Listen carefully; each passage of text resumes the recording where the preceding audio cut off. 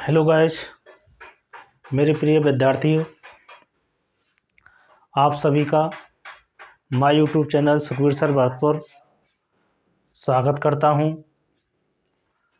मैं भरतपुर की पावन भूमि से हूं। मैं आज आपके लिए वही हम राजस्थान की चित्रकला हमारी सीरीज चल रही थी और उस राजस्थान की चित्रकला सीरीज के अंतर्गत हमारा अभी सामान्य परिचय चल रहा है। जैसे ही हमारा सामान्य परिचय समाप्त होगा तो हम उसके बाद उन शैलियों की भी चर्चा करेंगे।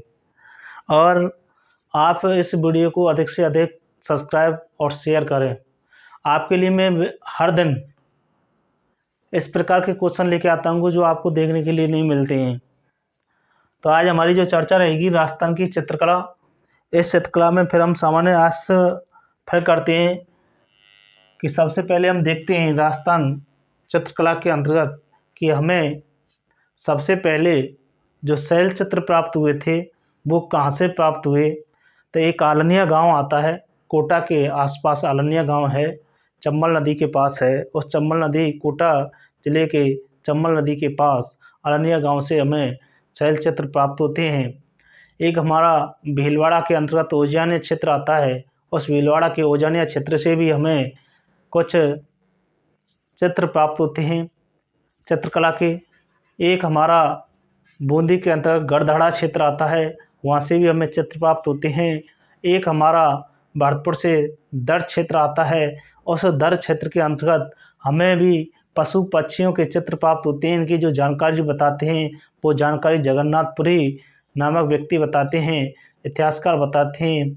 एक व्यक्ति आता है कि जो हमें बैराठ नगर या हम कह सकते हैं बैराठ, जो कि हमारा जयपुर में है, यहाँ से मानव के कंकाल चित्र प्राप्त हुए हैं। इनकी जो जानकारी बताता है वो बताता है एल टॉमी बताता है। तो हमें इस प्रकार के हमें कई प्राचीन चित्र प्राप्त हुए। उन चित्रों के आधार पर हम चित्रकला के बारे में जानकारी प्राप्त करते हैं। सबसे पहले हम देखें यहाँ पर कोटा के पास चंबल नदी के किनारे के पास आलनिया गांव से शैल चित्र प्राप्त हुए। हमें जो शैल चित्र हमें प्राप्त होते हैं, आपसे सीधा से ही पूछ लेगा कि सबसे पहले जो शैल चित्र प्राप्त होते हैं वो राजस्थान के किस जिले से प्राप्त होते हैं। तो हमें राजस्थान के जिस जिले से प्राप्त होते हैं शैल चित्र वो हमारे कोटा जिले से प्राप्त होते हैं। यदि हम देखें इसी के अंतर्गत कि इन शैल चित्रों की जो जानकारी देता है वो शैल चित्रों की जानकारी या खोजकर्ता किसको माना जाता है। तो शैल चित्र की जो जानकारी प्राप्त होती है वह श्रृंगधर वाणकर नामक व्यक्ति हमें बताता है कि यहाँ से हमें शैल चित्र प्राप्त होते हैं। नेक्स्ट हम देखें दर स्थान आता है आपका भरतपुर में। इस भरतपुर से हमें दर जो क्षेत्र है दर भरतपुर से पशु पक्षी नामक चित्र प्राप्त होते हैं। इनकी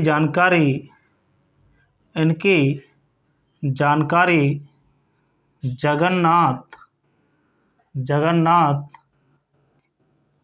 नामक जो जगन्नाथ व्यक्ति हैं वो जगन्नाथ नामक व्यक्ति हमें जो भरतपुर से पशु पक्षी नामक चित्र प्राप्त होते हैं उनकी ये जगन्नाथ व्यक्ति हमें जानकारी उपलब्ध कराते हैं।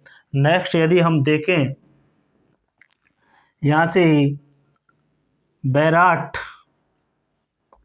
ये आपका जयपुर में पड़ता है वर्तमान में। यदि हम इसमें देखें कि बैराठ जयपुर से बैराठ जयपुर से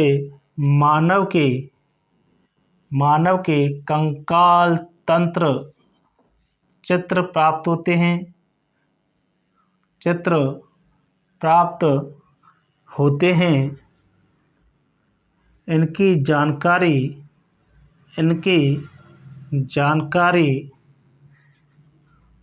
एल्टोलमी से प्राप्त होती है। देखो, आपके सामने शानदार गजब के तीनों क्वेश्चन हैं और इनमें से शायद मुझे लगता है कि किसी भी ना किसी एग्जाम में ये इनमें से क्वेश्चन आया हुआ है। ये दर पूछ लिया गया है, हमारा शैल चित्र भी हमारा पूछ लिया गया है। तो हम सबसे पहले हमने बताया कि कोटा के पास चम्बल नदी के किनारे के पास ये गांव आता है और उस गांव का नाम है आलनिया गांव, और आलनिया गांव से हमें शैल चित्र प्राप्त होते हैं। इन शैल चित्रों की जो जानकारी देता है वो देता है श्रृंगधर वाणकर नामक व्यक्ति, हमें इन शैल चित्रों की जानकारी उपलब्ध कराता है। उसके बाद हमारा दूसरा जो स्थान आता है वह दूसरा स्थान आता है दर भरतपुर। इस दर भरतपुर से हमें पशु पक्षी नामक हमें चित्र प्राप्त होते हैं। जो पशु पक्षी नामक के जो चित्र हमें चित्रों की जो जानकारी कराता है उस व्यक्ति का नाम आता है जगन्नाथपुरी। उस व्यक्ति का नाम आता है जो हमारे इनकी जो जानकारी उपलब्ध कराता है। पशु पक्षी नामक चित्र प्राप्त होते हैं, इनकी जानकारी जगन्नाथपुरी नामक व्यक्ति उपलब्ध कराते हैं। फिर उसके बाद हम पढ़ते हैं बैराठ जयपुर से मानव के कंकाल तंत्र चित्र प्राप्त होते हैं। इनकी जानकारी हमें एल्मी टॉलमी से प्राप्त होती है। मेरे प्रिय विद्यार्थियों, साथियों, मेरे दोस्तों, यदि आपको अच्छी वीडियो लग रही हो तो आपको इसको अधिक से अधिक सब्सक्राइब करें एवं अधिक से अधिक बेल आइकन करना ना भूलें। नेक्स्ट यदि हम देखें इसी के अंतर्गत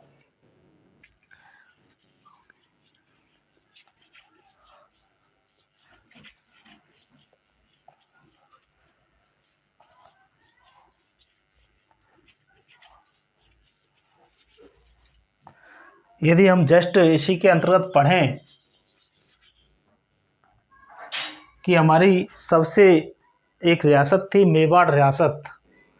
उस मेवाड़ रियासत को ही चित्रकला की जन्मभूमि माना जाता है, क्योंकि हमारी चित्रकला की जो शुरुआत होती है वो मेवाड़ रियासत से होती है। उस मेवाड़ के अंतर्गत एक राणा आते हैं, महाराणा आते हैं, जिनका नाम आता है राणा कुम्मा। और राणा कुम्मा जो थे, राणा कुम्मा के काल को ही स्थापत्य कला का जनक भी कहते हैं, या मैं कह दूं राणा कुम्मा को ही चित्रकला का जनक भी कहा जाता है। आपसे सीधा ही पूछ लिया जाएगा यहाँ से, चित्रकला का जनक या सीधा राजस्थानी चित्रकला का जनक किसे कहा जाता है? जो राजस्थानी चित्रकला का जनक आता है उसे किसे कहा जाता है? राजस्थानी चित्रकला का जनक राणा कुम्मा को कहा जाता है, क्योंकि राणा कुम्मा के समय से ही राजस्थान के अंतर्गत हमारी चित्रकला प्रारंभ मानी जाती है। यदि हम बात करें आगे मेवाड़ रियासत सबसे प्राचीन रियासत मानी जाती है, क्योंकि राजस्थान की सबसे प्राचीन जो रियासत थी वह मेवाड़ रियासत थी। मेवाड़ रियासत को राजस्थान की चित्रकला की जन्मभूमि मानी जाती है। इसी कारण मेवाड़ को राजस्थानी चित्रकला की जननी कहते हैं। जननी कहते हैं। कितना शानदार गजब का क्वेश्चन है कि मेवाड़ रियासत राजस्थान की चित्रकला की क्या मानी जाती है? जन्मभूमि मानी जाती है। इसी कारण से मेवाड़ को राजस्थानी चित्रकला के क्या कहते हैं? जननी कहते हैं, क्योंकि हमारा सबसे पहले जो चित्रकला का कार्य आरंभ हुआ था वो किस रियासत से प्रारंभ हुआ? मेवाड़ रियासत से प्रारंभ हुआ। आपसे ही एग्जाम सीधा ही क्वेश्चन करेगा कि कौन सी रियासत को चित्रकला की जननी कहा जाता है, तो आपका जो आंसर होगा वो होगा मेवाड़ रियासत को राजस्थान की चित्रकला की क्या कहते हैं? जननी कहते हैं। नेक्स्ट यदि हम देखें यहाँ से आगे हम सीरीज के बारे में बात करें, मेवाड़ जो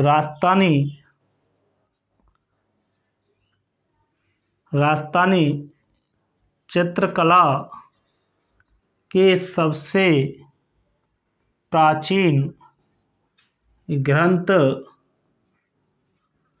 हमें उपलब्ध हैं। यदि हम देखें राजस्थानी चित्रकला के सबसे जो प्राचीन ग्रंथ हैं वो हमें भी उपलब्ध हैं। कौन कौन से ग्रंथ आते हैं? जो कि हमारे जो कौन से समय के 1030 ईस्वी के ग्रंथ देखें तो हमारे हैं सब चित्रकला, राजस्थानी चित्रकला के सबसे जो प्राचीन ग्रंथ थे वो कौन से माने गए हैं? तो पहला ग्रंथ जो आता है उस पहले ग्रंथ का नाम आता है 10 वैकालिक सूत्र चूर्णी। दूसरा जो आता है ओद नियुक्ति वृत्ति। कितना शानदार गजब का क्वेश्चन है कि ये राजस्थानी चित्रकला के सबसे प्राचीन ग्रंथ जो हमें उपलब्ध हुए 1030 ईस्वी के समय पर वो थे हमारे 10 वैकालिक सूत्र चूर्णी। दूसरा है ओद नियुक्ति वृत्ति। यदि हम इसी के अंतर्गत देखें इन दोनों ही ग्रंथों को ही भारतीय कला स्तंभ दीप कहते हैं। इन दोनों ग्रंथों को भारतीय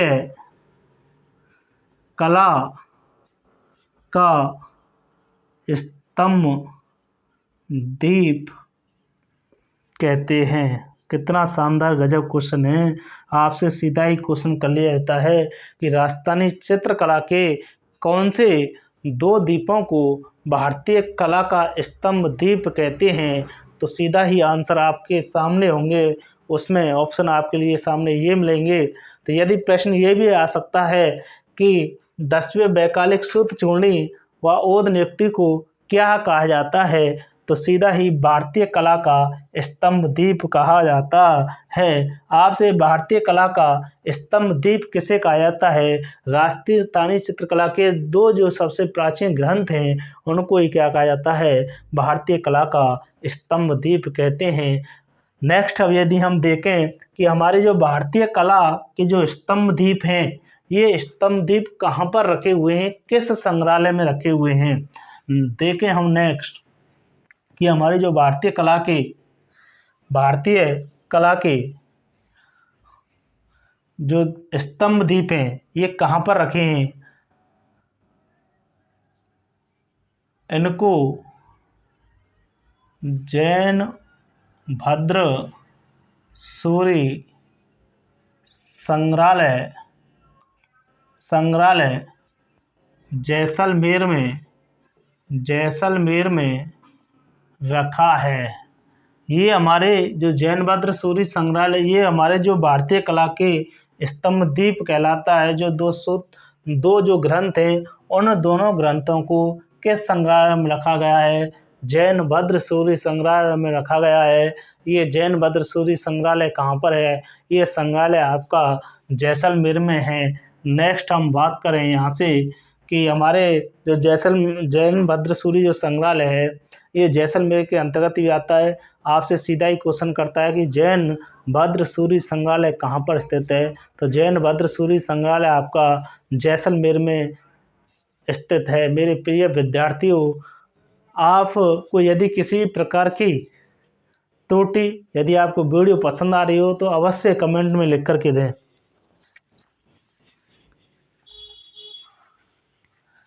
यदि हम राजस्थानी चित्रकला के बारे में और इस सीरीज के बारे में पढ़ें तो इसके अंतर्गत सामान्य परिचय के अंतर्गत हम और पढ़ते हैं तो सामान्य परिचय के अंतर्गत आता है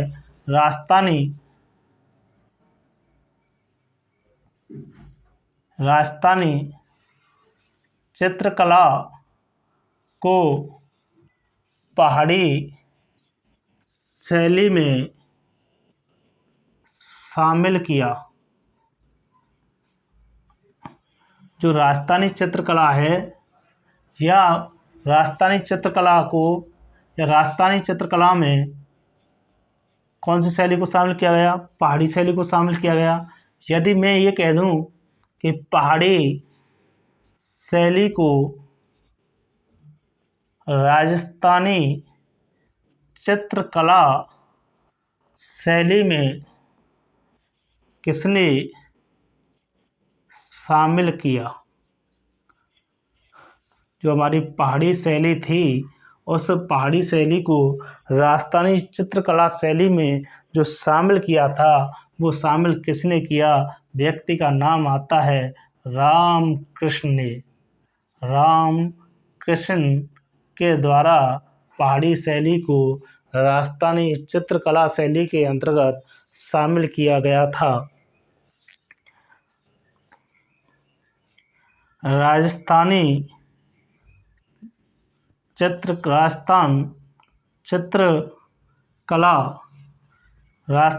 चित्रकला के वैज्ञानिक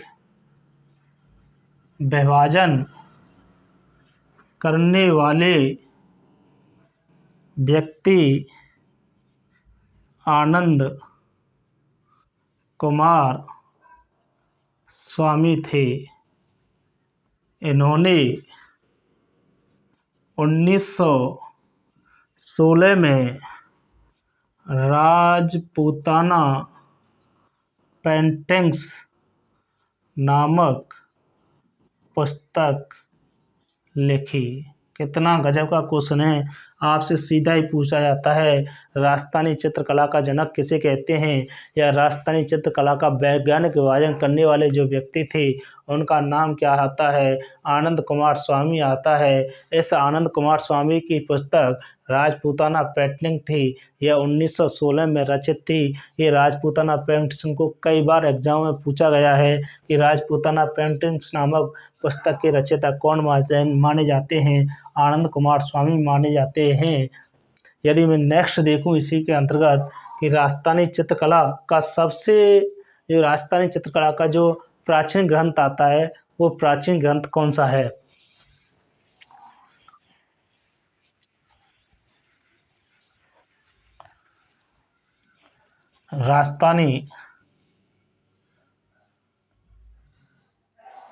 राजस्थान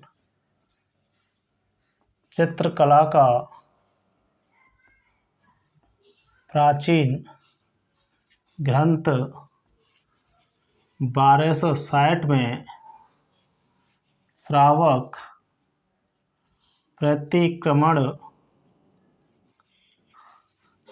प्रतिक्रमण चूर्णी तेजपाल के समय पर चित्रित किया गया था। कितना शानदार क्वेश्चन है। राजस्थानी चित्रकला का सबसे प्राचीन जो ग्रंथ आता है वो आता है श्रावक प्रतिक्रमण चूर्णी आता है। ये किसके समय पर लिखा गया था? तेजपाल के समय पर लिखा गया था। यदि हम यहीं पर देखें कुछ हमारे यहाँ पर देखने के लिए मिलते हैं चितेरे। अब यहाँ पर हम देखेंगे कि चितेरे किसे कहते हैं। कुछ शब्द आते हैं, इन शब्दों के बारे में पढ़ें। एक शब्द आता है चितेरा, एक शब्द आता है जोतना, एक शब्द आता है अनोटा। ये प्रश्न पूछे गए हैं कई बार। एक शब्द आता है पाड़, जो कि हमारी इटली पद्धति है। ये पाड़ जिसे कहते हैं हम राजस्थान के अंतर्गत आला गीला पद्धति शेखावाटी क्षेत्र के अंतर्गत इसका सर्वाधिक प्रयोग किया जाता है। यदि हम चितेरा कहें तो चितेरा कहलाता है चित्र बनाने वाला चित्रकार। क्या कहलाता है? चितेरा कहलाता है। जोतना क्या है? जोतना कहलाता है जो हमारे चित्र होते हैं उन चित्रों को क्रम व्यवस्थित तरीके से संग्रह करना।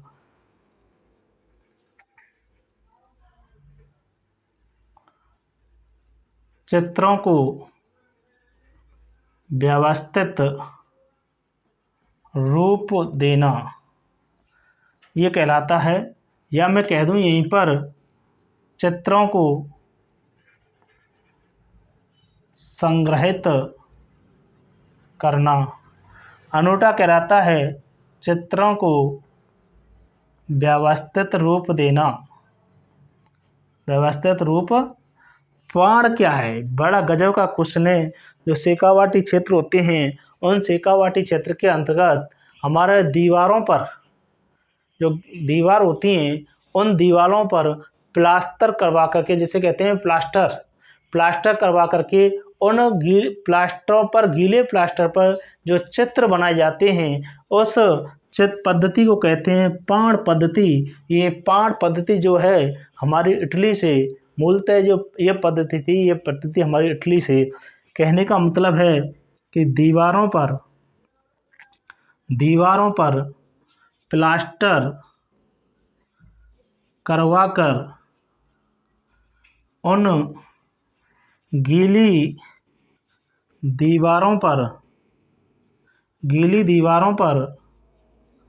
जो चित्र तैयार करवाए जाते हैं उस पद्धति को पाण पद्धति कहते हैं। इस पद्धति को कौन सी पद्धति कहते हैं?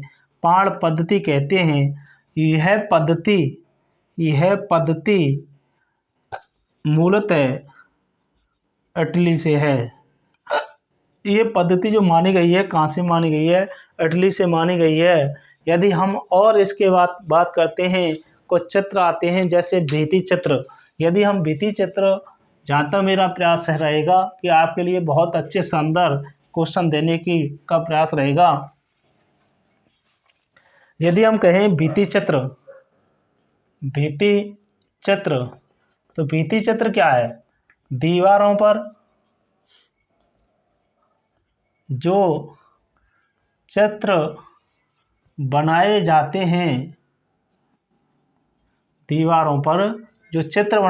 हैं, वे भित्ति चित्र कहलाते हैं। दीवारों पर जो चित्र बनाए जाते हैं उन्हें हम कौन से चित्र कहते हैं? भित्ति चित्र कहते हैं। यदि ये भित्ति चित्र देखें शेखावाटी क्षेत्र के अंतर्गत वह भित्ति चित्रों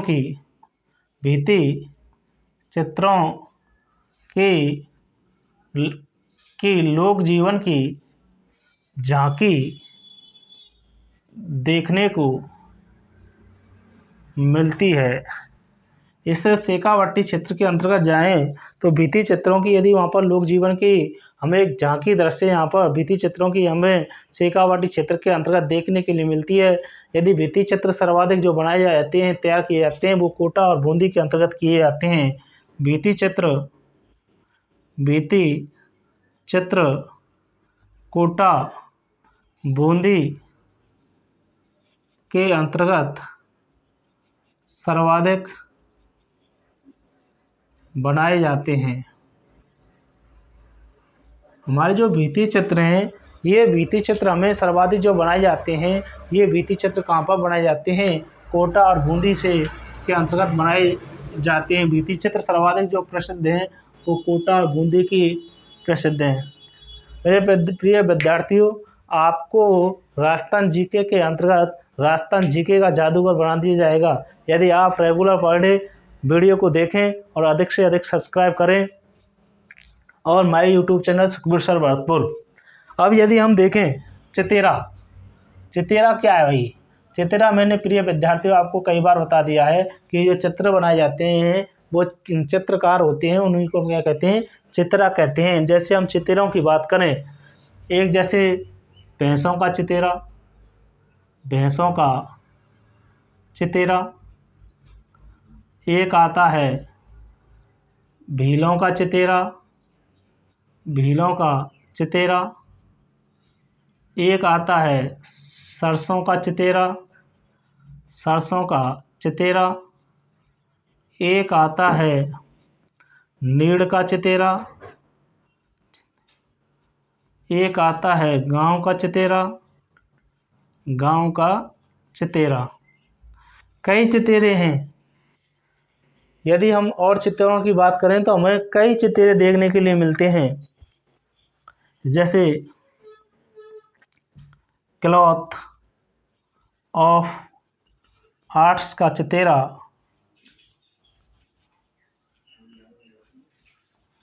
यदि हम इसमें भैंसों का चितेरा पढ़ें तो भैंसों, एक आता है स्वान का चितेरा, स्वान का चितेरा। बहुत शानदार गजब क्वेश्चन है कि भैंसों का चितेरा पढ़ें तो परमानंद चोयल, भैंसों का जो चितेरा कहलाता है वो कहलाता है परमानंद चोयल। भीलों का यदि चितेरा पढ़ें तो भीलों का आता है गोवर्धन लाल जोशी या गोवर्धन लाल बाबा। सरसों का चितेरा, सरसों का चितेरा कहा जाता है किशन लाल शर्मा को। यदि हम नीड़ का चितेरा पढ़ें तो सौभाग्य मल गहलोत को। गांव का चितेरा पढ़ें तो भूरे सिंह शेखावत को। यहीं पर हम क्लॉथ ऑफ आर्ट का चितेरा पढ़ें तो क्लॉथ ऑफ आर्ट का जो चितेरा कहलाता है वो कैलाश चंद। यदि हम स्वानों का चितेरा पढ़ें तो जगन्नाथ माधड़िया। यदि हम चावल का चितेरा पढ़ें तो हीरा लाल सोनी को। तो हमें ये चितेरे देखने के मिलते हैं। हेलो दोस्तों, यदि हम पढ़ें भैंसों का चितेरा तो भैंसों का चितेरा परमानंद चोयल को कहा जाता है। भीलों का चितेरा गोवर्धन लाल बाबा को कहा जाता है। सरसों का चितेरा किशन लाल शर्मा को कहा जाता है। नीड़ का चितेरा आराम से नींद लो, तो नींद हमें सौभाग्य से प्राप्त होती है, इस कारण से नींद जो है तो उसे क्या किसको कहा जाता है? सौभाग्यमल गहलोत को कहा जाता है। गांव का चितेरा, तो गांव का चितेरा कौन कहलाता है? Bhuri Singh Shekhawat. Cloth of arts का चितेरा कैलाश चंद को कहा जाता है। स्वान का चितेरा जगन्नाथ माधवड़िया को कहा जाता है। और चावल का चितेरा हीरालाल सोनी को कहा जाता है। नेक्स्ट, ये तो रही हमारे चितेरों की बात। इसके अंतर्गत हम 2-3 क्वेश्चन ऐसे आते हैं हमारे कि राई के सरसों के दाने पर मीराबाई का चित्र बनाने वाला व्यक्ति कौन था? चावल के दाने पर मीराबाई का चित्र किसने तैयार किया था? नेक्स्ट देखते हैं हम। बहुत शानदार क्लास, मुझे ये लग रहा होगा कि आपको कि क्लास आप अच्छी चल रही है। बहुत शानदार गजब। यदि हम देखें सरसों के दाने पर मीराबाई का चित्र किसके द्वारा बनाया गया था? बताओ, एक ऐसा कौन सा चित्रकार रहा होगा जिसने सरसों के दाने पर एक छोटा सा मामूली सा दाना, उस दाने पर मीराबाई का चित्र अंकित कर दिया और उस व्यक्ति का नाम आता है किशन लाल शर्मा। कितना शानदार गजब का क्वेश्चन है। ऐसे ऐसे हमारे चित्रकार रहे हैं राजस्थान के अंतर्गत, इन्होंने विश्व स्तर पर भी अंतर्राष्ट्रीय स्तर पर भी अपना नाम कमाया है एक सूक्ष्म वस्तु पर और किसी व्यक्ति का। और कहने का मतलब है जगत श्रोमणी मीराबाई का चित्र भी क्या कर दिया? चित्रित कर दिया। इसी के अंतर्गत हम देखते हैं चावल के दाने पर, किसके दाने पर? चावल के दाने पर मीराबाई का चित्र किसने तैयार किया था? ये भी बहुत अच्छा शानदार, एक चावल के दाने पर, ये भी सूक्ष्म वस्तु है। इस सूक्ष्म वस्तु पर और चित्रकार बनाया, जो चित्रकार बना रहा है चित्रकार, उसने अंतर्राष्ट्रीय क्षेत्र के अंतर्गत कितनी ख्याति प्राप्त की गई हो, उन्हीं की हम प्रेरणा लेते हुए हम धीरे धीरे सूक्ष्म वस्तुओं पर और अधिक से अधिक क्या बना रहे हैं? चित्र तैयार कर रहे हैं। इस चावल के दाने पर मीराबाई का चित्र जो तैयार करने वाले थे, उस व्यक्ति का नाम आता है हीरालाल सोनी। इसी कारण से इन दोनों व्यक्तियों को, किशनलाल शर्मा को और हीरालाल सोनी को, इन दोनों को क्या कहा जाता है कि इनको तो कहा जाता है सरसों के दाने का चितेरा, इसे कहा जाता है चावल का चितेरा भी कहा जाता है। नेक्स्ट, यदि हम राजस्थानी चित्रकला के अंतर्गत हमारे कुछ 4 स्कूल आर्ट्सों की बात आती है कि जो हमारे राजस्थानी चित्रकला को 4 स्कूलों में विभाजित किया गया है। राजस्थान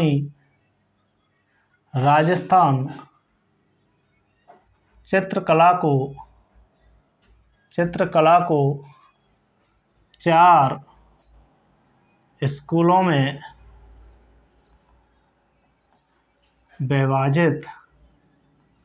विभाजित किया गया है।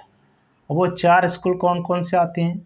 पहला स्कूल आता है मेवाड़ शैली, दूसरा मारवाड़ शैली, तीसरा हाड़ौती शैली और चौथा जो आता है वो कौन सा आता है? वो आती है हमारी ढूंढाड़ शैली।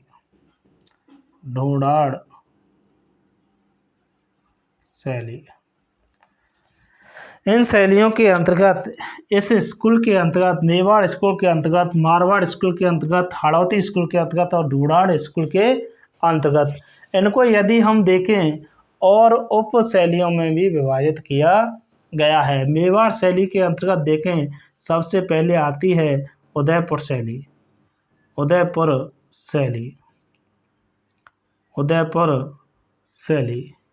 उसके बाद यदि हम देखें, दूसरी जो शैली आती है वो आती है नाथद्वारा शैली।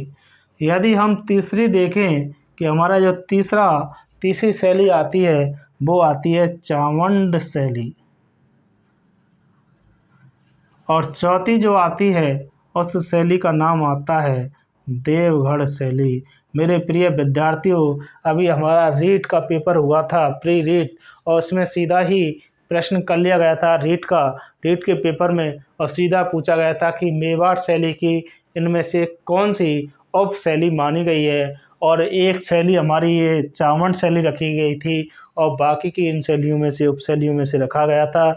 मैं आपके लिए बार बार कह रहा हूँ, आपके लिए बार बार प्रयास कर रहा हूँ कि एग्जाम में किसी भी प्रकार का कोई प्रश्न आएगा, मेरे द्वारा कराया गया प्रश्न, मेरे अनुभव के द्वारा कोई आपके परीक्षाओं से बाहर नहीं जाएगा। विश्वास बनाए रखें। मारवाड़ शैली के अंतर्गत देखें, सबसे पहले आती है जोधपुर शैली। नंबर दूसरी आती है बीकानेर शैली। तीसरी आती है जैसलमेर शैली। यदि हम हाड़ौती शैली के बारे में पढ़ें तो इसमें आती है कोटा शैली, बूंदी शैली और झालावाड़ शैली। इन शैलियों की चर्चा करेंगे। यदि हम ढूंढाड़ शैली के बारे में पढ़ें तो इसके अंतर्गत हम देखें, ढूंढाड़ शैली के अंतर्गत सबसे पहले आती है आमेर शैली, जयपुर शैली, अलवर शैली यदि हम और इसके अंतर्गत पढ़ें, मारवाड़ शैली के अंतर्गत नागौर शैली, उड़ियारा शैली, बहुत शैली हैं, उपशैली हैं। तो मेरे प्रिय विद्यार्थियों, ये हमने 4 स्कूलों के बारे में राजस्थानी चित्रकला के 4 स्कूलों का वर्णन किया। वर्णन नहीं, थोड़ा समझा है, वर्गीकरण किया है, डायग्राम बनाया है कि मेवाड़ शैली के अंतर्गत ये शैली आती हैं। मेवाड़ शैली के अंदर उदयपुर शैली, नाथद्वारा शैली, चावंड शैली और देवगढ़ शैली। मारवाड़ शैली के अंतर्गत जोधपुर शैली, बीकानेर शैली, जैसलमेर शैली और नागौर शैली। हाड़ौती शैली के अंतर्गत कोटा शैली, बूंदी शैली, झालावाड़ शैली। ढूंढाड़ शैली के अंतर्गत देखें आमेर शैली, जयपुर शैली और अलवर शैली, ये शैलियाँ आती हैं। यदि हम इसके अंतर्गत जो शैली पढ़ेंगे, वो सबसे पहले हम उदयपुर शैली के बारे में चर्चा करेंगे और उसके बाद क्रम बाय क्रम हम एक एक शैली का विस्तार पूर्वक अध्ययन करते रहेंगे। मेरे प्रिय विद्यार्थियों, आपको यदि वीडियो अच्छी लगी हो तो अधिक से अधिक इसे सब्सक्राइब करें, बेल आइकन करने ना भूलें। थैंक्स।